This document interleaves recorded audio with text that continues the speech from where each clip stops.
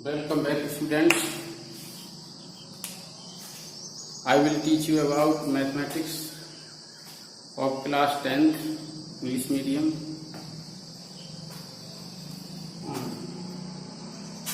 Chapter quadratic equation and exercise 4.3. 4.3 word problem और application of quadratic equation. इसको हम लोग कहेंगे एप्लीकेशंस ऑफ क्वाड्रेटिक इक्वेशंस। हम उनको क्वाड्रेटिक इक्वेशन की एप्लीकेशन भी कह सकते हैं, वर्ड प्रॉब्लम भी कह सकते हैं। क्वेश्चन नंबर अगले में दिया है हमने, सम of the areas of two squares is 468 meter square. If the difference of their perimeters is 24 meter, find the sides of the two squares. तो हमसे दो स्क्वायर्स हैं, उनकी साइड पूछी है। तो देखो इसको कैसे सॉल्व करेंगे। जो चीज फाइंड में पूछी होती है तो मैंने आपको बताया, उसमें लेट लगा देते हैं। लिखेंगे let the sides of the two squares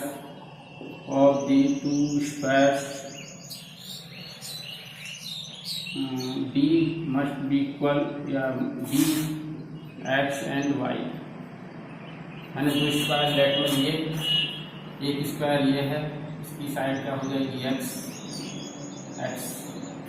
और सेकंड स्क्वायर है, इसकी जो साइड है हो गई भाई। इसका एरिया कितना हो जाएगा एक्स स्क्वायर, इसका एरिया हो जाएगा वाई स्क्वायर। अब इनका जो पेरीमीटर है वो मैंने मान लिया P1, इसका मान लिया P2। तो पेरीमीटर का फॉर्मूला क्या होता है? पेरीमीटर का फॉर्मूला होता है 4 मल्टीप्लाई साइड स्क्वायर के लिए 4 स्क्वायर।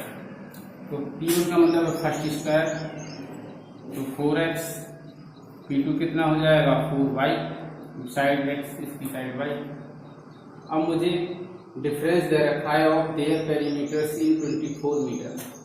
इसका मुझे गिवन में दे रखा है P1 minus P2 equal to 24। क्या है ये? गिवन है। अब P1 की वैल्यू कितनी है? 4x minus 4y equal to 24। On dividing both sides by 4, we get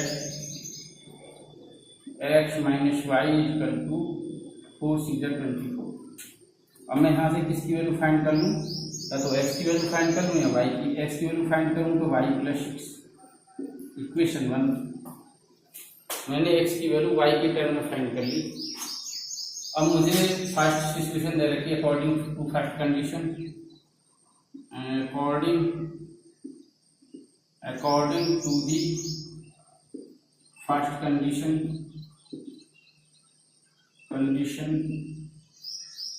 according to the first equation हमें जो दे रखा है कि sum of the squares of the two squares is 468। मुझे दे रखा है A1 प्लस A2। 1 किसके लिए आया है? फर्स्ट स्क्वायर के लिए। 2 किसके लिए आया? सेकंड स्क्वायर के लिए। उनका एरिया का सम कितना है? 468 है। अब इसका एरिया कितना है स्टूडेंट? X square. इसका एरिया कितना है? Y square equal to 468। अब हमें क्या चाहिए? हमें इसमें वाई की वैल्यू पुट कर दें। वाई प्लस 6 का whole square plus y square equal to 468। हम यहाँ लिखेंगे रीजन में फ्रॉम इक्वेशन फर्स्ट। तो क्या वाई स्क्वायर आ जाएगा? हमें 6 का स्क्वायर प्लस 2 गुणा वाई गुणा 6 प्लस वाई स्क्वायर 468। तो वाई स्क्वायर और y square 2y square 36 plus 6 2 जा 12y इक्वल टू 468। देखो मुझे क्या करना है, राइट हैंड साइड 0 करनी है। तो मैं लिखूंगा 2y स्क्वायर प्लस 12y। मैं इसे स्टैंडर्ड फॉर्म में लिख दूंगा प्लस 36 है और लेफ्ट से राइट से लेफ्ट में ट्रांसफर हो गया 468 मस्ट बी इक्वल टू 0। अब देखो क्या करना है, वाई स्क्वायर 2 से डिवाइड कर देंगे, 2 6 12, लेकिन नहीं अभी नहीं, नेक्स्ट स्टेप में 12y। अब यहाँ से 468 है, 36 माइनस कर देंगे तो 2 बचेगा, 3 बचेगा और 432 minus 432 must be equal to 0। अब यहाँ से मैं 2 से डिवाइड कर दूंगा तो y square plus 6y on dividing both sides by 2 और 2 1 जा 2 नहीं 2 2 जा 4 2 1 जा 2 2 6 जा 12 0। अब मुझे इसे परफेक्ट स्क्वायर बना के करना है तो मैं कैसे करूँगा, वाई स्क्वायर प्लस 6y 260 मैं कांस्टेंट टर्म को राइट में शिफ्ट कर दूँ। अब मेरे पास केवल वेरिएबल टर्म है। अब ये y टर्म है, y की टर्म है, तो इसमें मैं इसको परफेक्ट स्क्वायर बनाऊँ। तो परफेक्ट स्क्वायर बनाने के लिए क्या होता है, कोफिशिएंट ऑफ y अपॉन 2, यदि x में होती है क्वाड्रेटिक इक्वेशन तो x, और y वेरिएबल में है तो y का कोफिशिएंट, यदि x वेरिएबल में है तो x का कोफिशिएंट। तो कोफिशिएंट ऑफ y कितना है 6/2 का होल स्क्वायर, 6/2 कितना होता है 3 का स्क्वायर। तो क्या मिल जाएगा मुझे, y square plus 6y plus 3 square और 216 प्लस 3 का स्क्वायर। अब देखो y प्लस 3 का ये होल स्क्वायर हो जाएगा, a square b square plus 2ab की वैल्यू 6y हो जाएगी और इसमें हो जाएगा 216 प्लस 9 y प्लस 2 का होल स्क्वायर 225 आ गया। अब मैं इसको सॉल्व कर दूं तो y प्लस 3 कितना आ जाएगा, y plus 3 equal two plus minus ये 15 का स्क्वायर है स्टूडेंट्स, 15 का स्क्वायर और ये y प्लस 3 का होल स्क्वायर। तो y प्लस 3 इक्वल टू आ जाएगा plus minus 15, taken positive sign and taken negative sign. देखो मैं इसमें पॉजिटिव साइन दूंगा, टेकन पॉजिटिव साइन दूंगा तो y प्लस 3 इक्वल टू 15 और y इक्वल टू 12। यदि y इक्वल टू 12 है तो मुझे x की वैल्यू कितनी मिलेगी, देन x इक्वल टू हो जाएगा 12 प्लस 6 इक्वल टू 80, क्योंकि जो x है y से 6 मोर देन है तो 80 हो जाएगा। और ये लिखेंगे हम if y plus 3 equal to minus 15 तो y इक्वल टू कितना हो जाएगा माइनस 18 और y क्या दिया था हमने, साइड दी थी, किसकी साइड दी थी हमने स्टूडेंट्स, स्क्वायर की साइड थी, सेकंड स्क्वायर की साइड। तो y is not equal to negative, तो y की जो वैल्यू है क्या हो सकती है, नेगेटिव नहीं होती तो इनवैलिड वैल्यू हो जाएगी ये इनवैलिड। तो हमारी जो x और y की जो फाइनल वैल्यू आ गई, x इक्वल टू आ गया हमारा 18 और y इक्वल टू कितना आ गया हमारा स्टूडेंट्स 12 आ गया। अब देखो इसको चेक कर लेते हैं हम आंसर को। तो चेक करने का क्या तरीका, हमें दे रखा है कि x square plus y square must be equal to 468। देखो ये रहा 468, तो मैं क्या करूँ, x square plus y square निकालूँ मैं। तो एक्स किसका स्क्वायर है 18 का स्क्वायर प्लस 12 का स्क्वायर, तो ये जाएगा 364 प्लस 144 और 6 to 8 हो जाएगा, ये हो जाएगा हमारा 6 से 8 to 4 10, थोड़ा सा इसमें स्क्वायर में ठीक है 8 into 64, ये होगा स्टूडेंट्स 364। तो कितना जाएगा 448 426 और 468। हाँ ये सही है। तो हमने इसको क्या करा है, वेरीफाई कर दिया, 460 आ रहा है, तो हमारा जो आंसर है वो करेक्ट है। तो देखते हैं इसके बाद नेक्स्ट क्वेश्चन।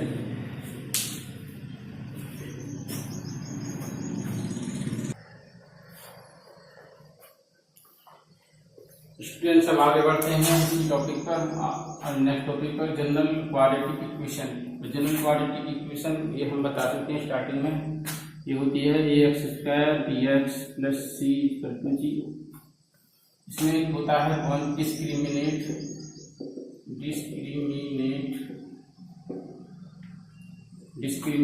ये होता है b² - 4ac।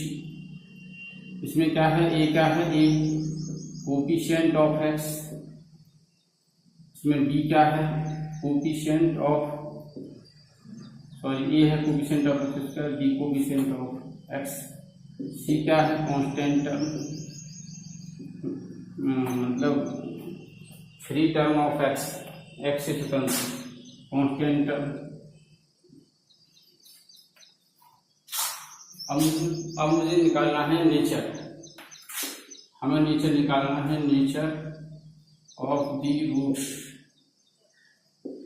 मतलब जो रूट्स है उनका क्या नेचर होगा। हमारा जो टॉपिक है यही है, नेचर ऑफ रूट्स। बी को हटा देते, इसमें नेचर ऑफ रूट्स, रूट्स के क्या क्या नेचर है। तो एक तरफ तो लिखते हैं हम डिस्क्रिमिनेट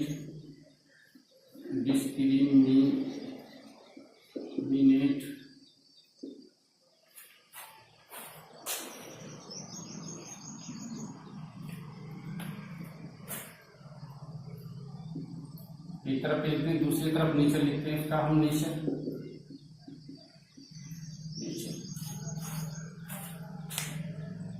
इसका रूट्स का। तो डिस्क्रिमिनेट क्या होता है हमारा, b² - 4ac होता है। यदि b² - 4ac की वैल्यू सपोज करो ग्रेटर देन क्या है, 0 है, इसका मतलब पॉजिटिव है।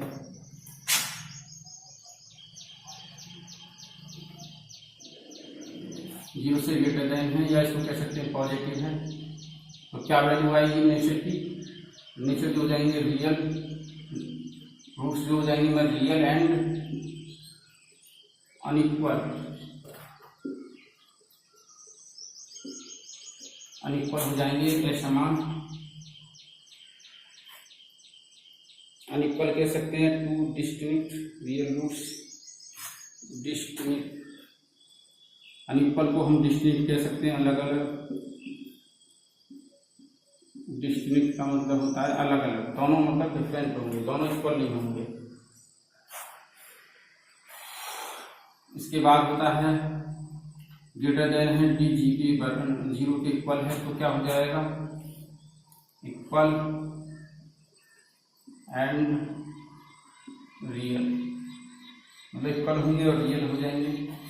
थर्ड कंडीशन है हमारी d <0, 0 से लेस देन का मतलब है d की वैल्यू नेगेटिव है, लेस देन का मतलब है नेगेटिव, और ग्रेटर देन का मतलब है पॉजिटिव, d पॉजिटिव। इसके लिए क्या हो जाएंगे, डिस्टिंक्ट हो जाएंगे,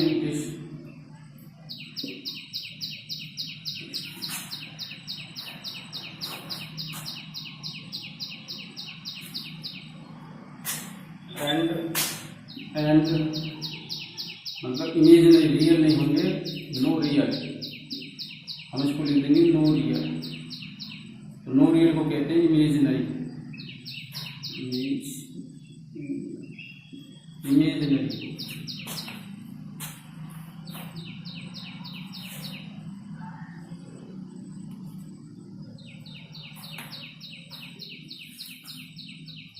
तो देखो स्टूडेंट्स, ये लिस्ट हमको याद रखनी है, इसी के आधार पर हम क्वेश्चन सॉल्व कर लेते हैं। ये हमारी टेबल हो गई, अब इसके आधार पर हम क्वेश्चन सॉल्व करते हैं। Find the nature of the roots of the following quadratic equation. देखो एक्सरसाइज है हमारी 4.4, एक्सरसाइज 4.4, और हमारी एक्सरसाइज है वो है 4.4। Find the nature of the roots of the following quadratic equation. हमें नेचर फाइंड करना, तो इसके लिए हमें डिस्क्रिमिनेट निकालना पड़ेगा। जैसे कि पहले का second 3x² - 4√3x plus 4 equal to 0।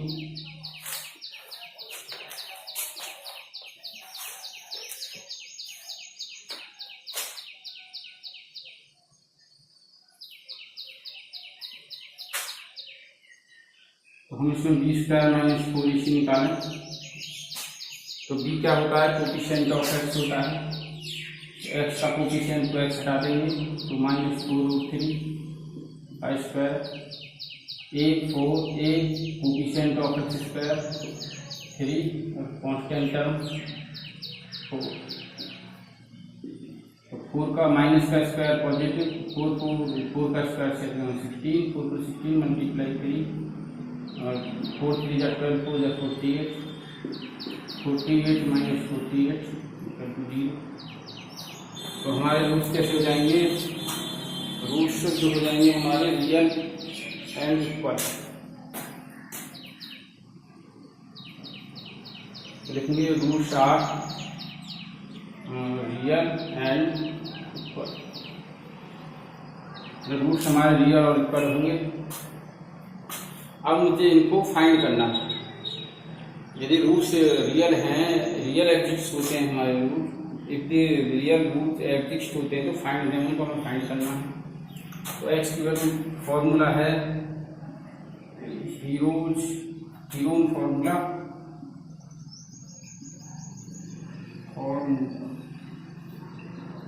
ये फॉर्मूला होता है x equal to -b plus b square minus 4ac upon 2a, ये होता है। इसमें मुझे क्या करना है, -b की वैल्यू रखनी है। देखो ये माइनस है b और फॉर्मूला माइनस है तो प्लस हो जाएगा 4√3 plus minus b square minus 4ac की वैल्यू 0 है अपॉन 2a, a की वैल्यू 3 है तो कितना जाएगा 4√3, 0 is neither positive non negative तो 0 को छोड़ देंगे तो 2 मल्टीप्लाई 3 2 2 जा 4, 2√3 अपॉन 3, ये हो गया हमारा। एक्स की वैल्यू ये एक्स की जो वैल्यू है ये दो वैल्यू इक्वल रूट होंगे, एक्स इक्वल टू 2√3 अपॉन 3 और 2√3 अपॉन 3।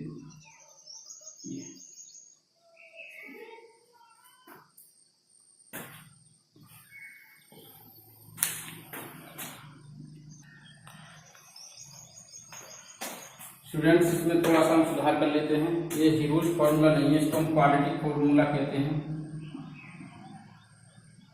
क्वाड्रेटिक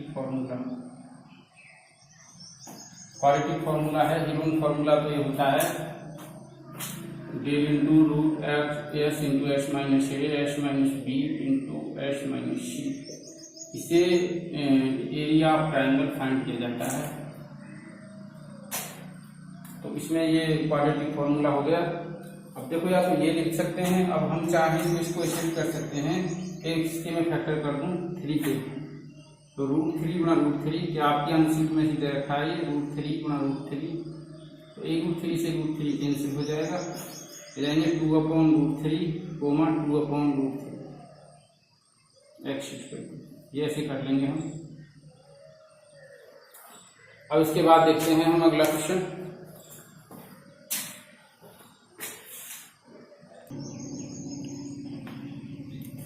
आइए स्टूडेंट, अब इसी क्रम में हमने क्वेश्चन नंबर 2 लिया है। Find the value of a for each of the following quadratic equations so that they have 2 equal roots. देखो कैसे करना है हमें। अब ये क्वाड्रेटिक इक्वेशन है, इसमें k की वैल्यू फाइंड करनी है। यदि ये इक्वेशन इस इक्वेशन के दोनों रूट कैसे हैं, इक्वल हैं, तो kx² minus 2kx plus 6 equal to 0, comparing इससे कर देंगे ax² bx plus c equal to 0, we get a equal to k, b equal to -2k, coefficient of x b होता है, कांस्टेंट टर्म क्या है c इक्वल टू 6। अब हमें क्या करना है, अब हमको डिस्क्रिमिनेंट फाइंड करना है। तो d बराबर होता है b² माइनस 4ac तो b की वैल्यू क्या है -2k² और -4a की वैल्यू k और c की वैल्यू कितनी है 6। और distribute b² -4ac must equal to 0। क्यों? रीजन क्या है? क्योंकि दे हैव 2 इक्वल रूट्स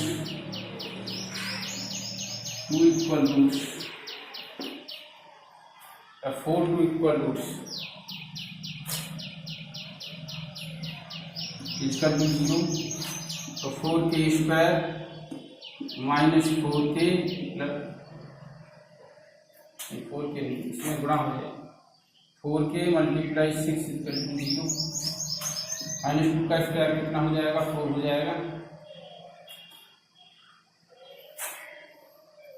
अब देखो इसमें से कॉमन क्या है हमारे पास 4k कॉमन है तो क्या बचता है केवल k बचेगा यहाँ से और माइनस का 6 बचेगा इक्वल टू 0। हम लिखेंगे कि 4k equal to 0 then k equal to 0/4 must be equal to 0। तो k -6 equal to 0 then k equal to 6। तो k की दो वैल्यू फाइंड हो गई। यदि k की वैल्यू 0 होती है तो देखो यहाँ पर k इक्वल टू 0, k की वैल्यू 0 होती है तो भी रूट इक्वल होंगे। यदि k की वैल्यू 6 होती है तब भी रूट कैसे होंगे इक्वल होंगे।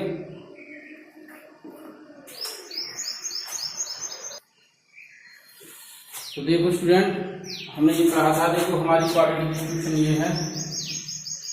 क्वाड्रेटिक इक्वेशन में जब हमने जनरल इक्वेशन पढ़ी थी उसमें ये पढ़ा था कि a is not equal to 0 and a, b and c are real numbers.